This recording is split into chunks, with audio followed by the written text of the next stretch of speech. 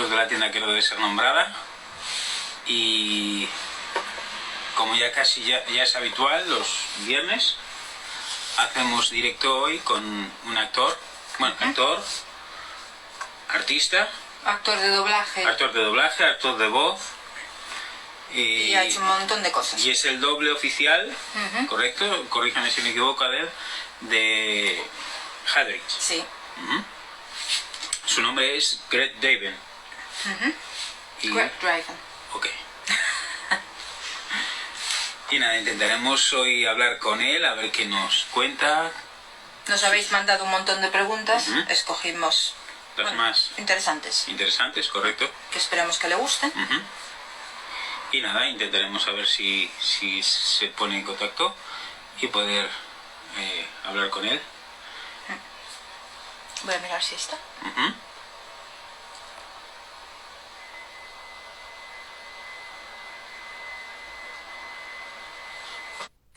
Pues a ver si conectamos con Dave y con Greg David.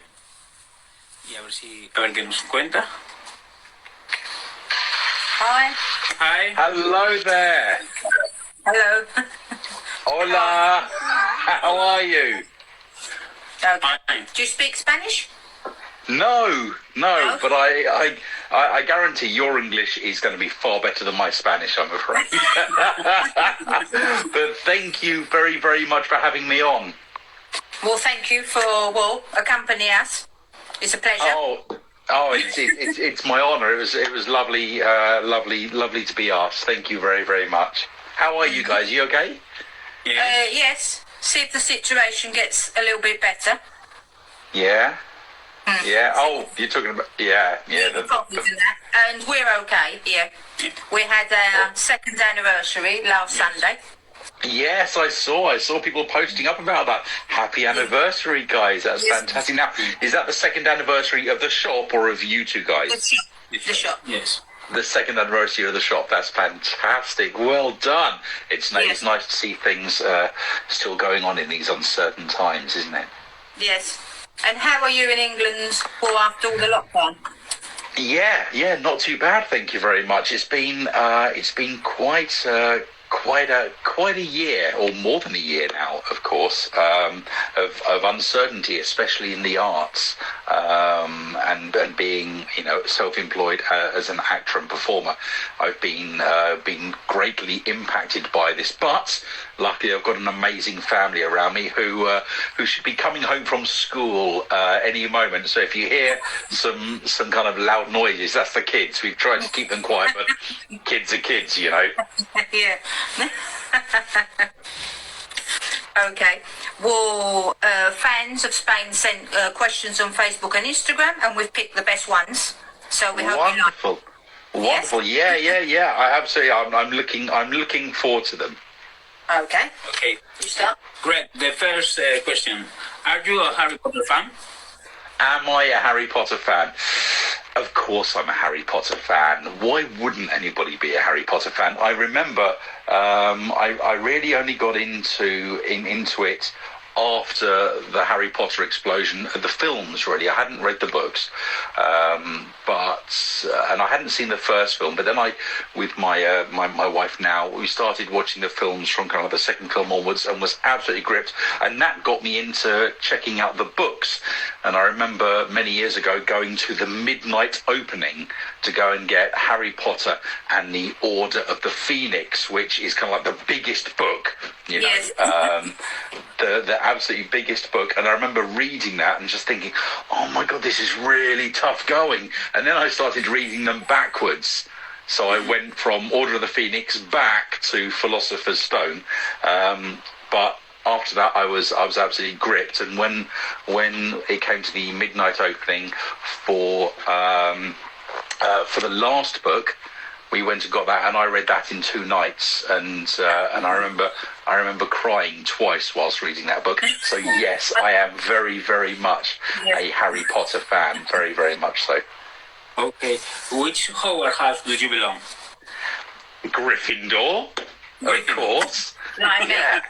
Very good. Absolutely. Well done, well done. Yeah, you know, it's all about courage and strength. And, you know, I'm representing Hagrid today, so of course it's going to be Gryffindor. Yes, of course very it good. is. Yeah. Well, what about you, Adrian? Sorry? He's... Yeah, I'm in Slytherin. Well, I guess someone's got to be, haven't they?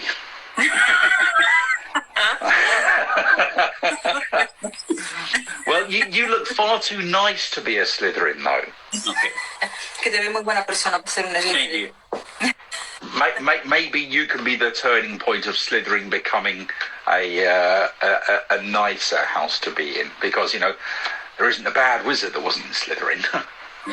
Yeah. Who is your favourite character in Harry Potter? Wow.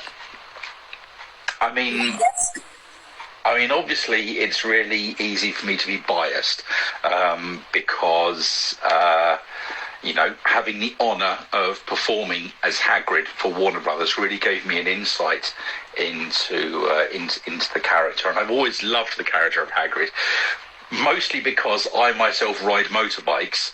I have long hair and a beard. I don't know if you've noticed, but I share a lot of similarities with Hagrid, and I love how warm and friendly he is. So it'd be easy for me to say that, but I think, oh my goodness, I can't. I love Snape. I absolutely love Snape. But there are two Snapes, of course. There's the book Snape and the film Snape. And I think Alan Rickman's portrayal really brought a level of depth to the character that wasn't obvious in the books. So I think, truthfully, it's actually Snape, and I know a lot of people disagree with that because he was a bad guy, but he went through, I think, the biggest journey from before the Harry Potter story starts to the end of his personal journey. So yeah, it's got to be Snape. Sorry. He loves him. It's the character I prefer, the best character of Harry Potter.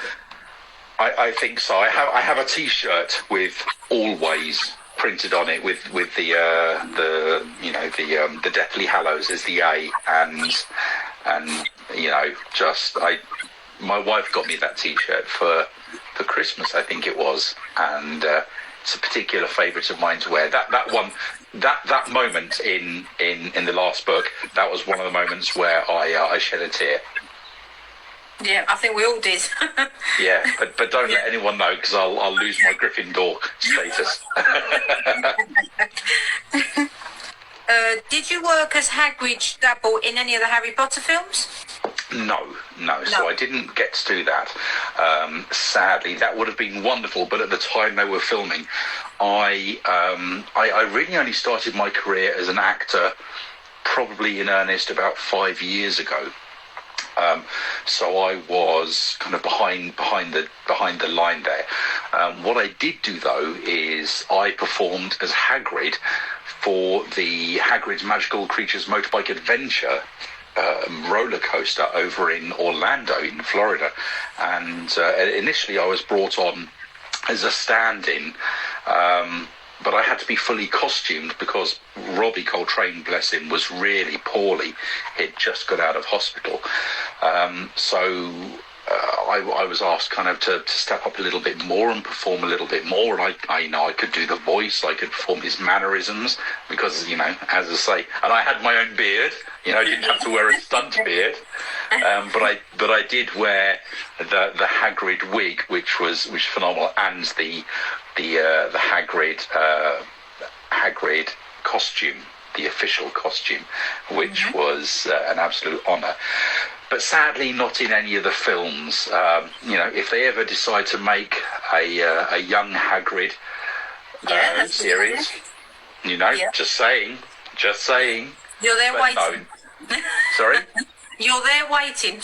I am indeed. Yeah, my agent is waiting for the phone call. In Fantastic Beasts. Is it? And you could be in Fantastic Beasts. Well,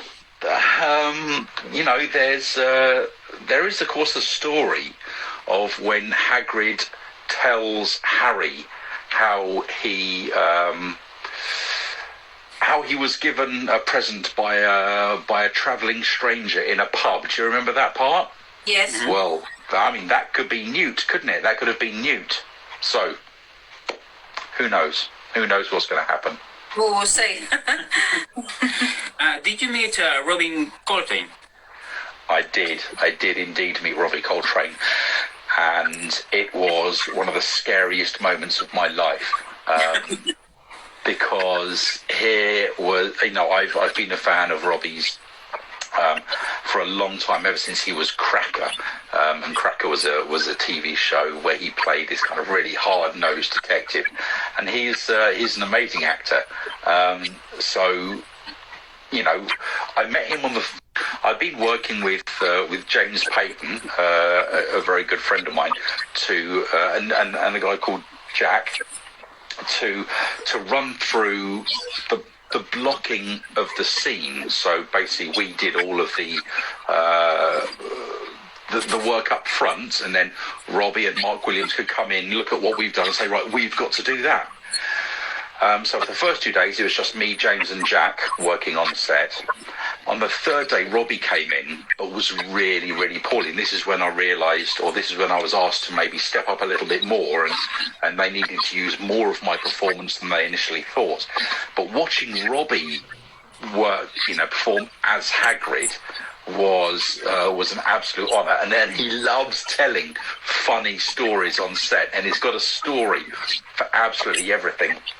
And at the end of the day that I'd worked with Robbie, I was getting out of the costume because he'd finished his work that day, and I had to then come on and do a little bit more.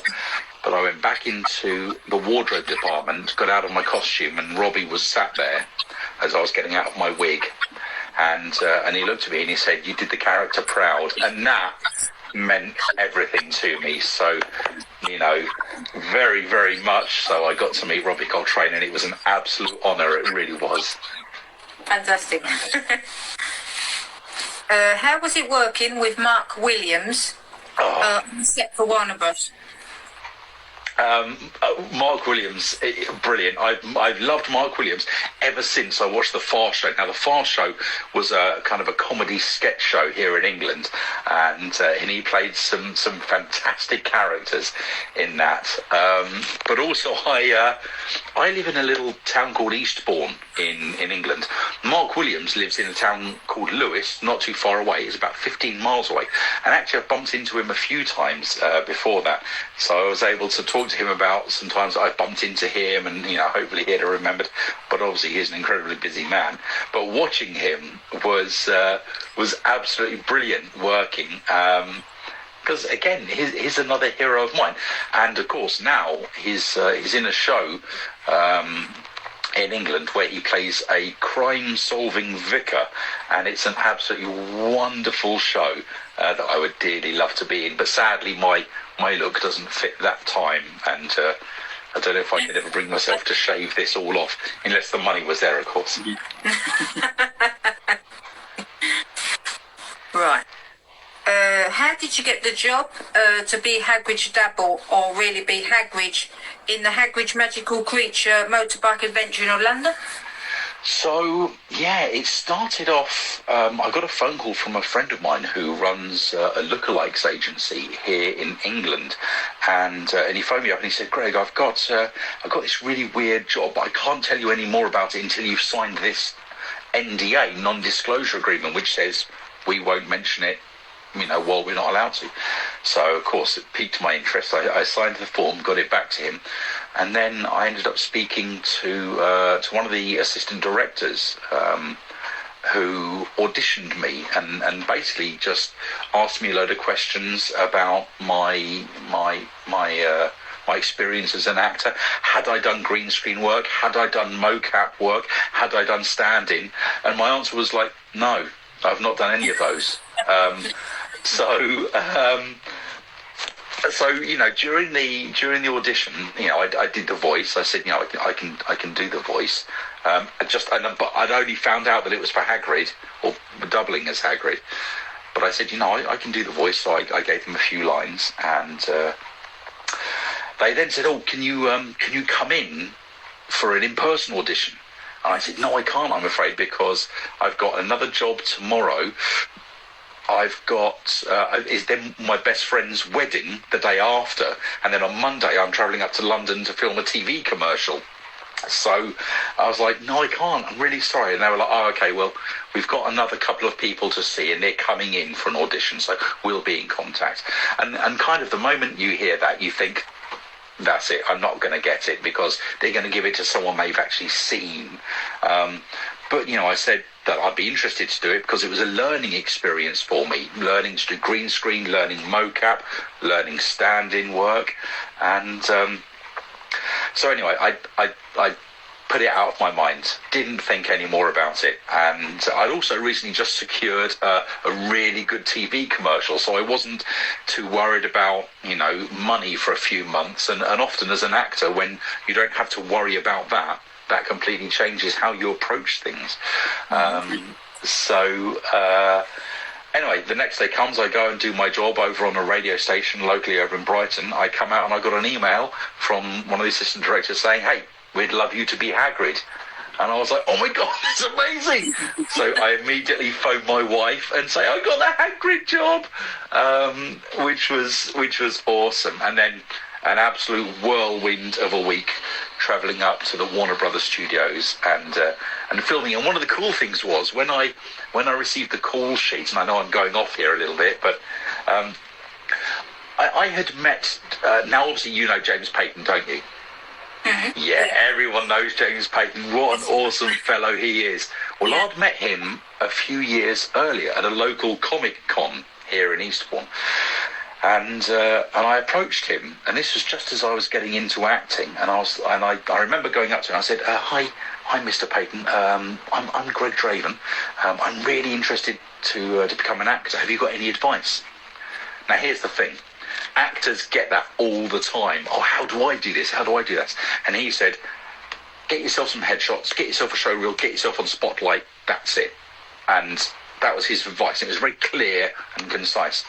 So I then worked for a little while, getting those things, because I've got a couple of little credits, but then I ended up managing to get those things and got on Spotlight, which is a directory where lots of actors are cast for TV, film and theatre, the big shows and TV commercials. And then when this call sheet came through, I saw James Payton's name on as the stand-in for Mark Williams. And I was just like, "Oh my God, this is so cool," because I've gone from asking his advice, him giving me his excellent advice, now I get to work with him. And I wouldn't have made it through that week without James, because, and I'm going to tell you a little secret here. When I turned up to the Leavesden Studios on my motorbike, I'd ridden up that morning, and I arrived at the studios, and I'd worked at the studios before, but only as an SA, an extra, a few years before. But this time it's all different, because you're treated like a proper actor, not just a walking prop, And as I turned up, immediately I just thought, I can't do this. Oh my God, what have I done? I've blagged my way into, and I was terrified. I was genuinely terrified. James, I messaged James and I said, "Hey, I'm here. Can you, maybe come and get me, let me know where we're going?" And I spoke with him on the way up, and I was like, "Dude, I'm sorry, I'm going to screw this up." I said, "I don't know what I'm doing." And he was like, "It'll be fine. We've got a couple of days to rehearse. You don't worry about a thing. We'll get through this."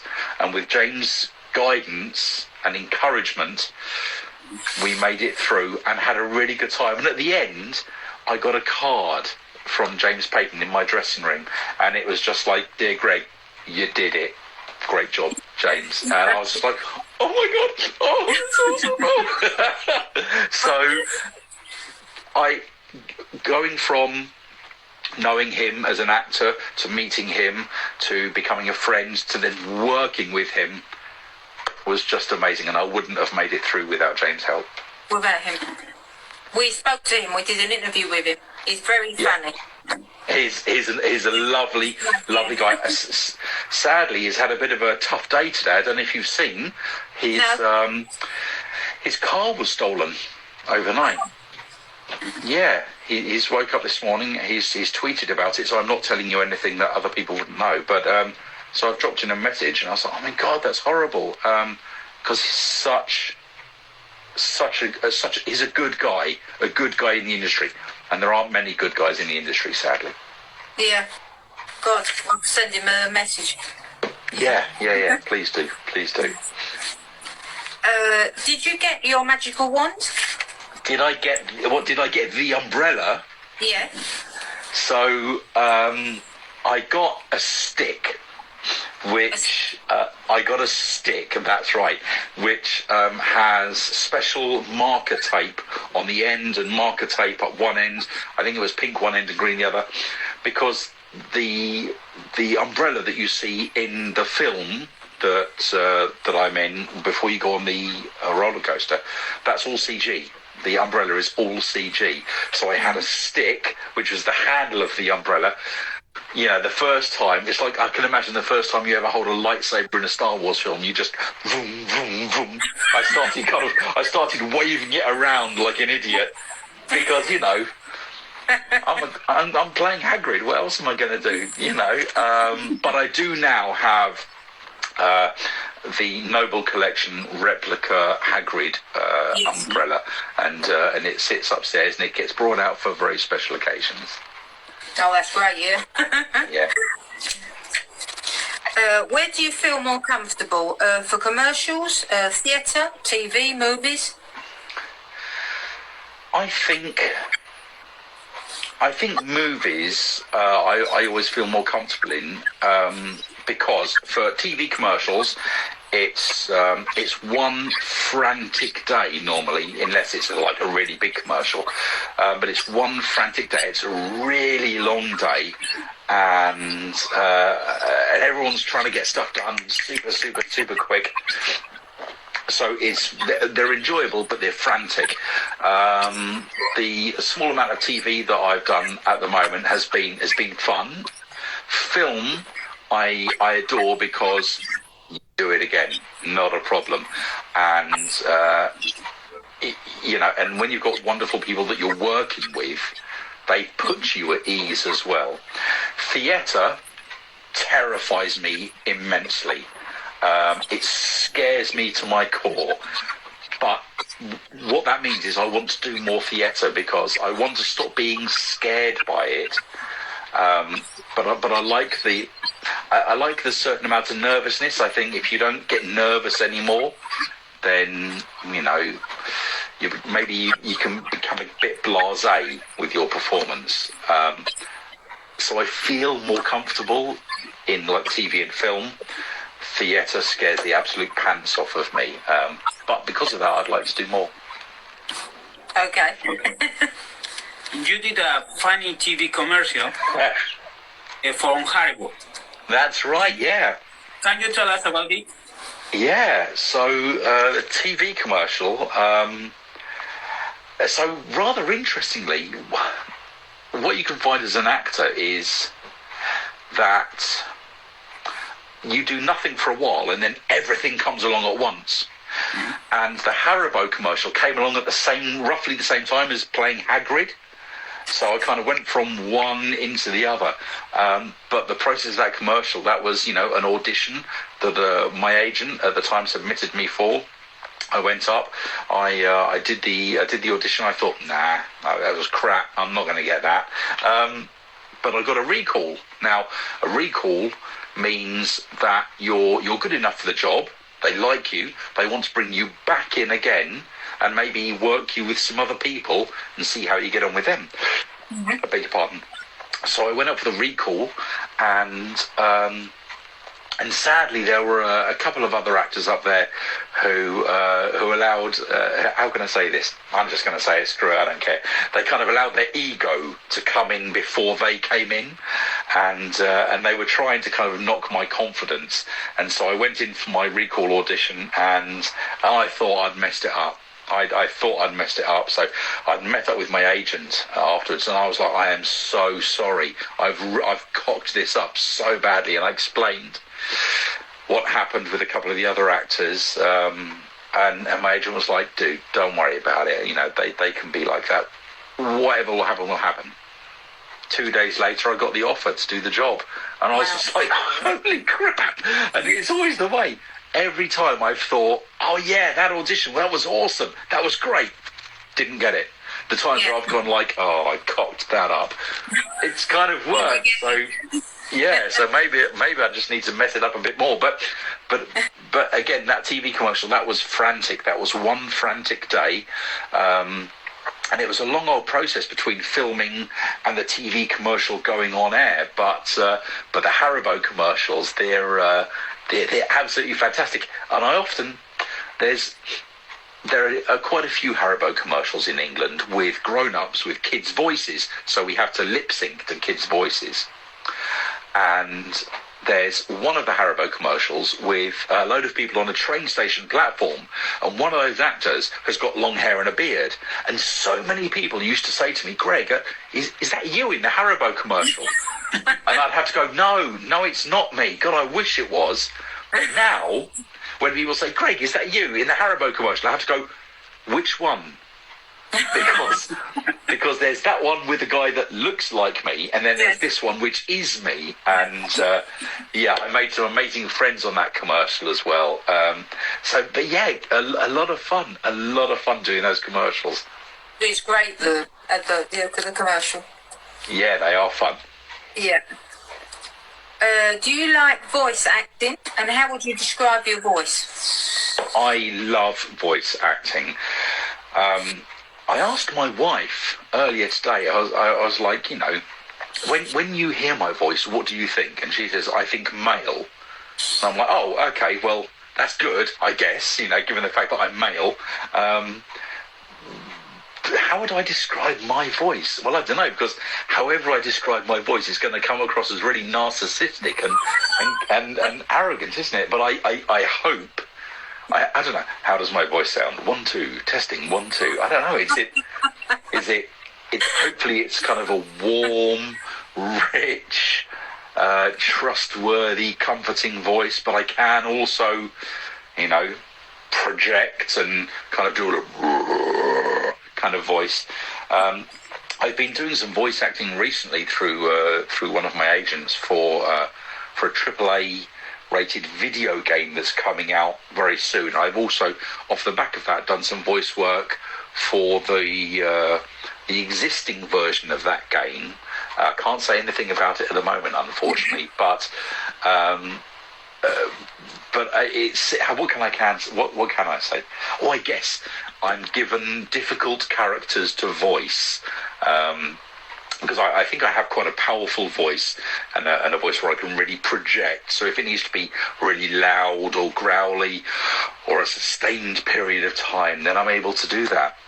So I adore voice acting, and I've met some fantastic heroes of mine whilst I've been at voice studios recently. I briefly met Michael Caine a few weeks ago, and at the time before that I met that I did out the back in the garden, and it was my wife is kind of standing there with the camera being the director for me, and I'm waving this sword around with a like a rug over my shoulders for a cape to try and look the part. And when I look back at the audition, I'm like, what was I thinking? It must look ridiculous. But they liked it, so I got offered the role, and interestingly, I then had to fly out to Kiev. Now, I hadn't flown in an aeroplane for a long time, and I have a little bit of a fear of flying. And so I was having to psych myself up. And annoyingly, the day I left, a massive storm hit the south of England. So it was really windy, rain's belting down. I was like, I'm going to die. I'm going to die. At least the insurance will pay out for my wife, so they'll be all right. But yeah, flew over to Kiev in November of 2016. Wow, nearly 5 years ago. Well, 4, because we don't include 2020 in anything, do we? Because 2020 was a rubbish year. We got to, they were all the official Game of Thrones costumes and some of the Game of Thrones crew that had worked on the show. So it was an amazing experience. It really was. And I remember and it was one of my first real acting jobs. And I remember, I've made it. This is great. This is it. And I just got lucky with that job. It was an amazing job, a lot of fun. But yeah, I'd dearly have loved to be in Game of Thrones. It was an amazing role. I've become friends with Sam Coleman, who played young Hodor, and he lives actually not too far away from here. And the young Hodor scene is probably one of the most harrowing scenes in the film, where I don't know, spoiler alert, Hodor has a very very sad moment. But yeah, just what a great show it was. Yeah. Kind of last season was a bit, but I didn't like the end. No, but then endings aren't always necessarily happy, or aren't always necessarily the way you think they should go. My wife and I this morning, we just finished watching Army of the Dead, Zack Snyder's new film, and it's a lot of fun, but it's not a happy film. But it's a lot of fun, because sometimes happiness just doesn't happen. Films can't always finish happy. They've got to sometimes finish different ways. Absolutely, because if you only ever see one side of things, then it's easy to become disillusioned with normal life. And obviously films are an escape from normal life. That's what I love about films. But at the same time, realistic representation and truthfulness in films is becoming increasingly more popular. And because of that, we are going to have films where, just in TV shows, where stuff does go wrong, and sometimes the good guy doesn't always win, Yeah. Oh, it's a bit deep, isn't it? It's a real life. Yes. Absolutely. Yeah. Can you tell us about your role in Justice League running? Oh, wow. Burying the mother box. Burying the mother box. Wow. Nice segue from talking about Zack Snyder's Army of the Dead. Look at that. Yeah. I'm professional. So that was also back in 2016. Mm-hmm. In May 2016, I believe James Payton also worked on that, but we never crossed paths. I was brought on purely as a background extra, and on the first day, Zack kind of pointed at me and asked me to do something specific. So the moment you're asked to do that, you immediately become like a featured extra, which is kind of like, hey, this is cool. And also, it's freaking Justice League. I'm a massive DC fan. Batman is my favourite. My favourite hero. Can't say superhero because he doesn't have superpowers, but he's my favourite hero. So yeah, I was like really freaking chuffed to be part of that. Plus my kids, and one of my kids in particular, Hunter, he adores DC and Batman and stuff, so he was going to be really chuffed that I was doing this. So yeah, I just got picked on the first day, and I was glad that I got picked on the first day, because truth is, if you get bitten, your money goes up a bit, but then they can't put it back down. So had I been picked on at the end, my money would have only gone up at the end. So that was nice. It was really nice. But then, of course, getting to work with Zack Snyder was wonderful. Again, another Warner Brothers production. So I'd worked, obviously, at Leavesden Studios on Justice League, and then 2 years later, almost 2 years later to the day, I was up there playing Hagrid. So, yeah, working on Justice League with Zack Snyder was absolutely fantastic. Sadly, then the studio got a hold of the film and brought Joss Whedon on, and the theatrical version of the film, I don't think, was as good as it could have been. But thankfully, the Snyder fandom have been magnificent, and the Release the Snyder Cut movement won. And obviously, back in March, we had Zack Snyder's nearly 4-hour masterpiece of Zack Snyder's Justice League. And seeing all of our scenes restored on that, so including the mother box scene, which was crazy exciting for me. You know, so exciting to be able to do that. Seeing all of those scenes restored was just amazing. So I would give anything to work with Zack Snyder again. He was such a great guy to work with. Kind of one of us, you know. One of us, join us. He was just so down to earth and fun and friendly. Just awesome times, you know. I mean, it was hard work. Long days, really hot. You're in Viking armour, sweating buckets. But, you know, great times. Worth it. Very, very much worth it, yes. Very much. You were Santa Claus. I saw on books. You look fantastic. Oh, well, thank you. How did you see it happen? Did you like doing it? So, during the period of December, I work for Santa Claus as one of his representatives, of course. Mm-hmm. That's right. And as part of that, I get a uniform to wear, and I like to feel that I embody the spirit of Yuletide over that time, and I love you know, the faces of the children that come in when they see you, and of course there are many different people who help Santa Claus in December all over the world, and they're absolutely fantastic. And of course every person brings something different to that. They embody a little bit of themselves in their portrayal of the Christmas spirit. I absolutely adore it. I've made some wonderful friends. I've heard some tough stories, and nothing ever prepares you for the tough stories. And you know, even you think, well, if someone ever says that, you know, hopefully I can say that. When it happens, though, it all goes out, and all you've got then is, you know, what you can say from your heart. And so the portrayal doesn't drop, but, you know, as a guardian of the Christmas spirit, you have a massive, massive responsibility.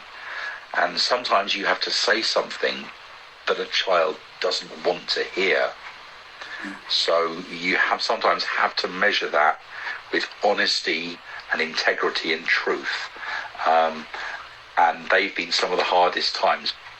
But through those hard times, through those particular ones, I have made some amazing friends. And wherever I travel to go and help Santa, mm-hmm. I see these friends year in, year out now, and it's a wonderful thing. And to see the children grow as well is an absolutely wonderful, wonderful thing.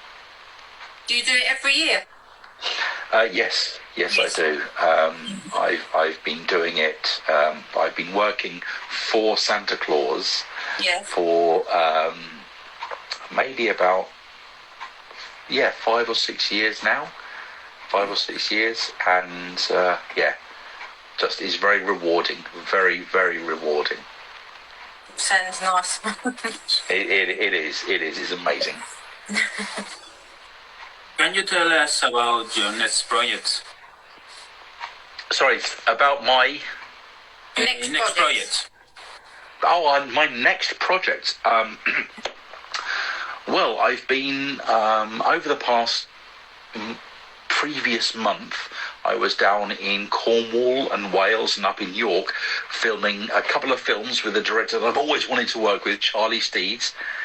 He is an indie movie director, and he's done some absolutely fantastic stuff, and he's also worked with lots of friends that I've made, and seeing his work over the years, I really wanted to work with him. And then finally at the end of last year, he contacted me and said, Greg, finally I've got some things that I want you to audition for. Sent me through a couple of roles for 2 films. I auditioned for them both, and he offered them both to me, and I was really, really excited. So over the course of about 3 weeks in total, I filmed for 2 feature films that he's doing. We've still got to do a few more days. So one of those projects that is currently called the Legend, or no, the Haunting of Bloody Tower. The Haunting of the Bloody Tower, which is a legend about the Tower of London in, well, London, I guess. Isn't it? That's where the Tower of London's going to be, up in London. And it's about the story of 2 young princes who meet a nefarious end from a madman. And so that was fun. That's out, I believe, at the end of this year. And then another project called Silver Blade, which is about some medieval knights who have to hunt down some supernatural creatures. Hopefully that should be out at the start of next year. So some stuff coming up. I've also got some more voice work lined up. I just got involved recently, or been offered a project on a student film, but the script was absolutely amazing. So I'm looking forward to that being made, and doing some short films with my own production company, Scriptworks Productions. We've done some shorts, entered one of them into a festival. We've won a few awards already. I've produced those and worked on those. So we've got some of that coming up, and yeah, the video games that I mentioned, they're coming out kind of soon, not as soon as I'd like, because I'm so excited to be able to kind of tell everyone about what's going on, but I'm not allowed to at the moment. It's horrible. The worst part of the job, having to keep quiet, because I'm not very good at keeping quiet, as my wife will tell you, you know.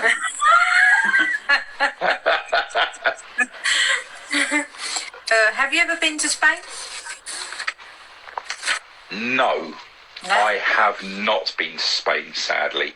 I'm Northern European. I have, as you can imagine, lots of Viking or Northman Dane ancestry in my family. The look might give it away. So I'm not a fan of hot climates. So I kind of, the further south I go, I don't know how I'd cope with it. But I'd dearly love to find out, and you know, and if I'm ever down your way, I'd love to come in and kind of share some beers with you. That'd be absolutely fantastic. Yeah, I'd love that. But no, sadly, I haven't been to Spain. We'll hope you can come one day. And that makes me very sad. Yeah, I hope so too. You never know where my travels or my work will take me. Well, we are not in this situation because now we can't travel, but we usually do go a lot to England because I've got family in England, and we do go near Brighton because I've got I've got an auntie in Worthing, or Lancing. Oh, okay. My family, we recently took a drove out, so we went along Worthing Pier, which was absolutely lovely.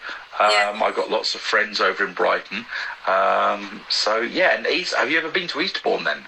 No. Oh, it's beautiful. Eastbourne is like the Spain of England. It's so sunny and lovely, you know. Yeah. Come over to Eastbourne. That'd be fantastic. Yeah, we usually do go Worthing, Lancing, and Brighton. Yeah. Then Well, I was born in Essex, in Harlow. you were born in Essex. Essex. That And I've is. got family there as well. And you got what? Sorry. I've got family there. And how long did you live in Essex? I came when I was small, 8 years old. So you came. You went to Italy. To Spain. So to Spain when you were 8. You still very much have that Essex lilt in your voice, though. Yes, I do. That's amazing. That's fantastic. Yeah. Wow. And look at all that stuff behind you. That's amazing. All I've got is my wallpaper. And look at what you've got there. Oh, I can't see. I can see some wands. Is that Filch? Is that a picture of Filch? This one? No, down. Yes, Finch, yes. There we go. I can just about make that out. Yeah, well, we've got a lot more up the top. Let's have a look. Let's see what you got. Oh, Sirius. Fantastic. We had last year, Nicolas Flamel from Fantastic Beasts was here. Yeah. That's awesome. Wow, look at that. That's wonderful. A little collection. Yeah. Have you? So when was the last time you were in Brighton? We were there 2 years ago. And last year we had the flight in May.